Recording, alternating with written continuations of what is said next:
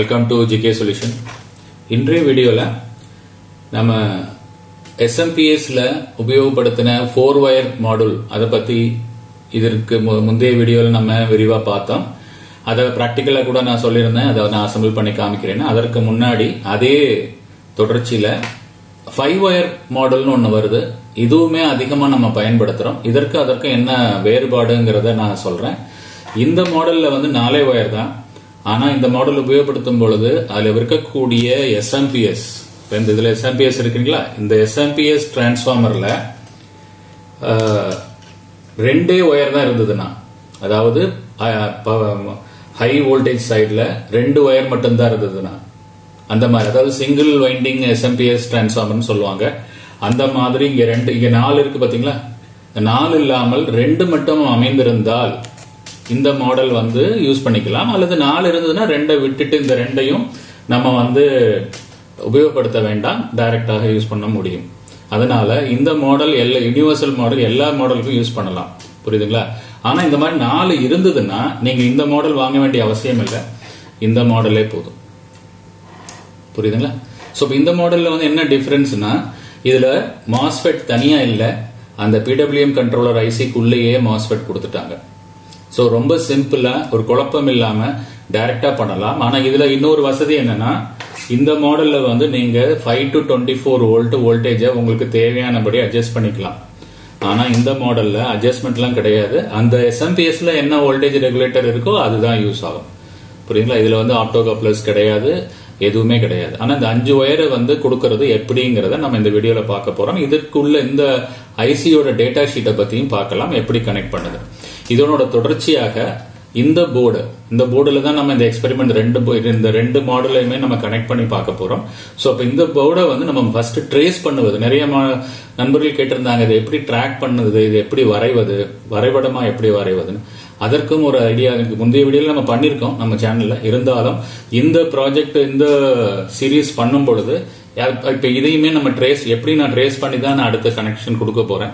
So இதை நம்ம இதை ட்ரேஸ் பண்ணி இதை டிராயிங்கா எப்படி வரைபடமா மாத்துவது, அது மட்டுமல்ல, இதுல இருக்கக்கூடிய இந்த ஐசி இருக்கு இல்லைங்களா, இந்த ஐசியில பாத்தீங்கன்னா நம்பர் DP81 அந்த மாதிரி கொடுத்துருவாங்க.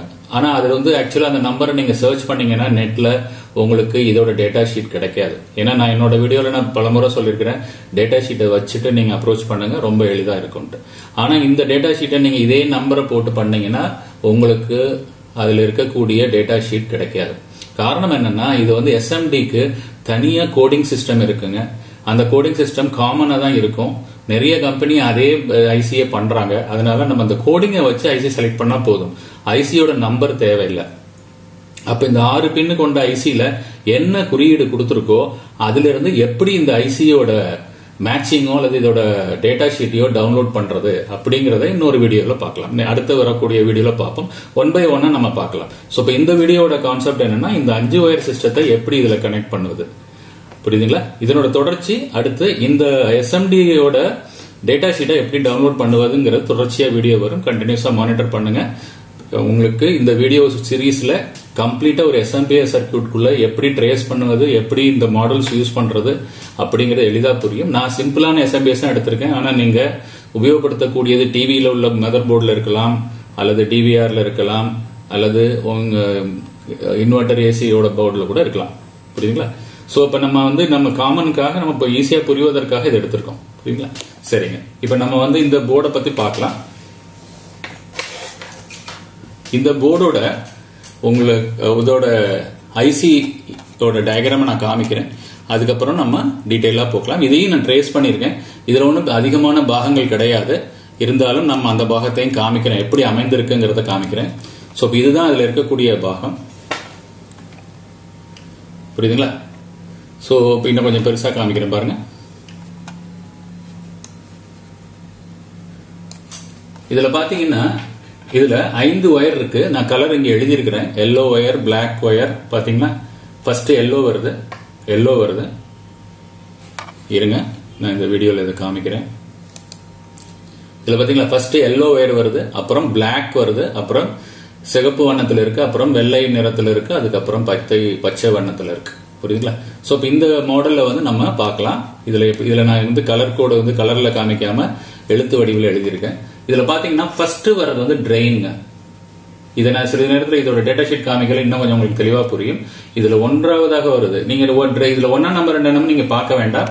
எல்லோ கலர் ஒயர் வந்து ட்ரெயின்ல கனெக்ட் பண்ணிருக்காங்க. அதனால இந்த எல்லோ ஒயரை வந்து நீங்க SMPSல இருக்கக்கூடிய ட்ரெயின், நான் போன வீடியோலயே சொன்னேன், SMPSல இருக்கக்கூடிய ட்ரெயினுங்க. இந்த ட்ரெயின் வந்து இதுதான் இந்த மாஸ்பெட்டோட ட்ரெயின். மாஸ்பெட்டை கழட்டிடணுங்க. மாஸ்பெட்டை கழட்டிட்டு ட்ரெயின் இருக்க இடத்துல நம்ம பத்த வச்சுக்கணும். அதுதான் வந்து இந்த எல்லோ ஒயரோட கனெக்ஷன். புரியுதுங்களா? ஸோ அதற்கப்புறம் பிளாக் ஒயரு மைனஸுங்க, கிரவுண்டில் கனெக்ட் பண்ணிடணும். அது ஆட்டோ கப்ளரோட கிரவுண்டில் கனெக்ட் பண்ணீங்கன்னா எளிதாக இருக்கும்.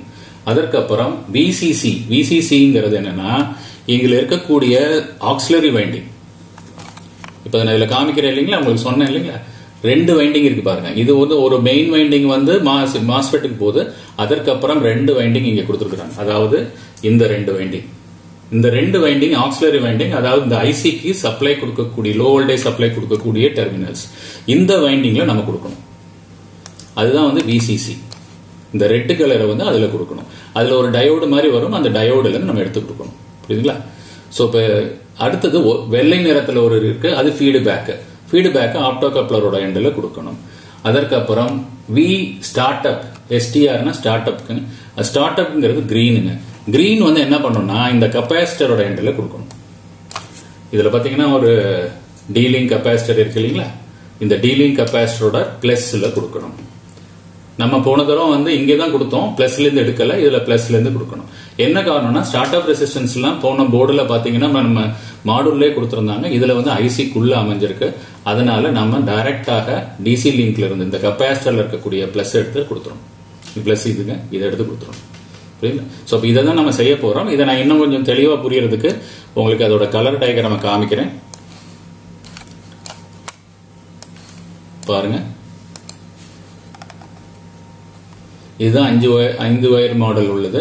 இதுல இருக்கக்கூடிய கலர் கோட அழகாக கொடுத்திருக்கிறாங்க. இந்த மேல இருக்கக்கூடிய டிசி லிங்க் எல்லாமே பயன்படுத்திக்கிறோம். அதுல இருக்கக்கூடிய மாஸ்பெட், பிடபிள்யூஎம் கண்ட்ரோலர் ஐசி எல்லாத்தையுமே ரிமூவ் பண்ணிடுங்க. ஏன்னா அதோட கனெக்ஷன்ஸ் இருக்கும். அதனால அதெல்லாம் ரிமூவ் பண்ணிட்டு நம்ம இந்த மாதிரி கனெக்ஷன் கொடுக்கணும். கிரீன் கலர் பச்சை வண்ணத்தில் இருக்கக்கூடிய ஒயரை பாத்தீங்கன்னா டிசி லிங்க்ல கொடுத்திருக்காங்க. அதற்கப்புறம் 5வது பின்ன கொடுக்கல, அதை நான் பத்தி சொல்றேன்.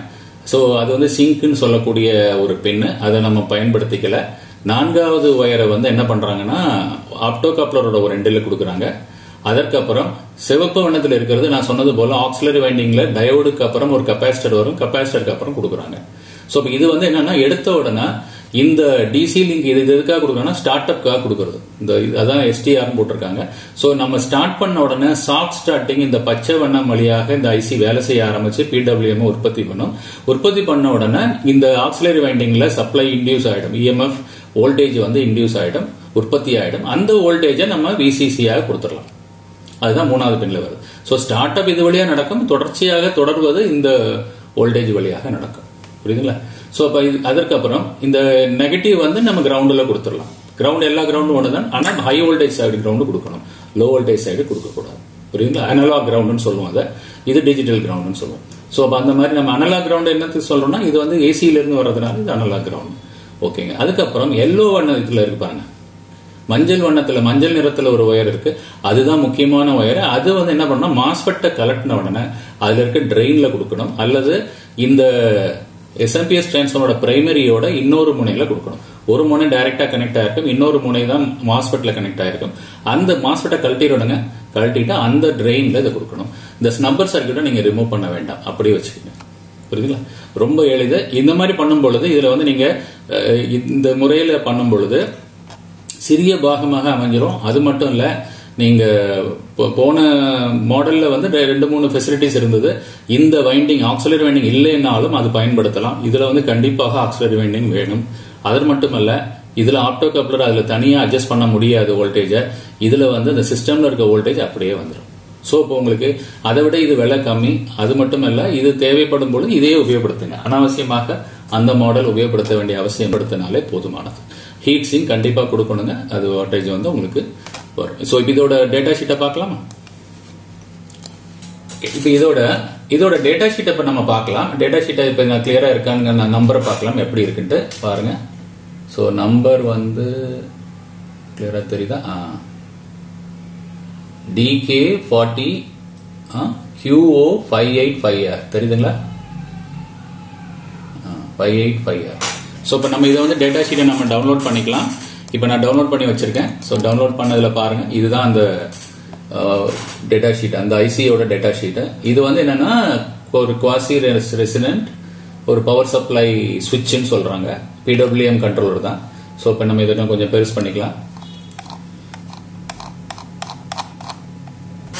இப்போ இதோட டீடைல்லாம் கொடுத்துருக்காங்க. 80 வாட் பாருங்க எவ்வளவு பண்ணலாங்கிறது கொடுத்துருக்காங்க. அந்த அளவு தான் நீங்க வந்து இந்த ஐசியை யூஸ் பண்ண முடியும். ஓகே, இதுதான் அதோட டயக்ராம், ஒரு சாம்பிள் டயக்ராம் கொடுத்துருக்காங்க. இது நமக்கு ரொம்ப உதவியாக இருக்கும். இதுல பாருங்க, இதுல இருக்கக்கூடியது 5 ஒயர்னு சொன்னேன். ஸோ இப்போ இதுல இருந்து என்ன பண்ணிருக்காங்கன்னா சிங்கை விட்டுட்டாங்க. சிங்க் இல்லாதனால நமக்கு 5 ஒயர் இல்லாட்டி 6 ஒயர் வந்திருக்கும். சிங்க்குங்கிற ஒரு ஃபெசிலிட்டியை நம்ம பயன்படுத்திக்கல. ட்ரெயின் சப்ளை இதுல கொடுத்துருக்காங்க பாத்தீங்களா? இதுல பாத்தீங்கன்னா ஆக்சிலரி வைண்டிங் இருக்கு. ஆக்சிலரி வைண்டிங்ல இருந்து VCC கொடுத்துட்டாங்க, கிரவுண்ட் கொடுத்துட்டாங்க, ட்ரெயின் வந்து இந்த பிரைமரி வைண்டிங்ல இருந்து கொடுத்துருக்காங்க. V வந்து டைரக்டாக, அதான் V ஸ்டார்ட் அப்னு சொல்றது, இது டைரக்டாக நமக்கு இதுல ரெசிஸ்டன்ஸ் கிடையாதுங்க. டைரக்டா அந்த 300 வோல்ட் DC லிங்க்ல இருந்து நம்ம எடுத்து கொடுத்துக்கணும். அதுக்கப்புறம் ஆப்டோ கப்ளர்ல இருந்து நம்ம ஃபீட்பேக் கொடுத்துக்கலாம். இவ்வளவுதாங்க. VCC இந்த டயோடு வழியாக நம்ம கொடுத்துடணும். கொடுத்துட்டீங்கன்னா நம்ம வந்து இதே மெத்தட் தான் நம்ம பயன்படுத்தணும். இதுல உள்ள பிளாக் டயக்ராம் இதுதான். இதுல பாத்தீங்கன்னா ஸ்டார்ட் அப் வந்து இது வழியாக, இது வந்து கரண்ட் ரெடியூசருங்க, இது வழியா நமக்கு வந்து டைரக்டாக இந்த சிஸ்டம் வேலை செய்யறதுக்கு சப்ளை போயிடும். அதற்கப்புறம் VCC வந்த உடனே இது கட் ஆயிடும். VCC வரும்போது இங்க வோல்டேஜ் கம்பேரட்டர் போட்டு சுவிட்ச் ஆஃப் பண்ணிடுவாங்க. சோ அப்ப இந்த இதுல இருந்து வரக்கூடிய சப்ளை வந்து நமக்கு ரெகுலரா ஸ்டார்ட் அப் ஆன உடனே கட் ஆயிடும். சோ இதுதான் மெத்தட். இதுக்குள்ளே ஃபீட்பேக் எல்லாம் கொடுத்துருக்காங்க. கம்பேரட்டர், இது வந்து கரண்ட் சென்சர், மாஸ்பெட் கொடுத்துருக்காங்க, ground, gate driver, flip flop எல்லாமே பழசுல நம்ம பார்த்து அதே தாங்க. அதே ஒரே ஐசிக்குள்ள நம்ம பிக்ஸ் பண்ணிட்டோம். இதுதான் அதுல இருக்கக்கூடிய PWM கண்ட்ரோலர், பிக்சட் ஆசிலேட்டர் தான். சோ இப்போ ஆசிலேட்டர், இதுல ஆசிலேட்டர் ஃப்ரீக்வன்சியை வந்து நம்ம மாத்த போறதில்ல, நம்ம அதையே பயன்படுத்திக்கிறோம். புரியுதுங்களா? சோ இதுதான் இதோட சிஸ்டம். இப்போ இதுல பாத்தீங்கன்னா ஓகேங்க. சோ இப்போ இது சிம்பிள், இதோட பின் டயக்ராம் இதுதான் இதுல கொடுத்துருக்கு. இதுல பாத்தீங்கன்னா ஃபீட்பேக் வந்து இதுல கொடுத்துருக்காங்க. சிங்க் வந்து இந்த பின்னு நம்ம பயன்படுத்திக்கல, அதனால நீங்க குழப்பிக்க வேண்டாம். ஏன் 6 பின் இருக்கு, 5 ஒயர் தானே வருதுன்னா ஒரு ஒயரை வந்து அவங்க உபயோகப்படுத்திக் கொள்ளவில்லை. சோ இப்போ இது எளிதா புரிந்திருக்கும்னு நினைக்கிறேன்.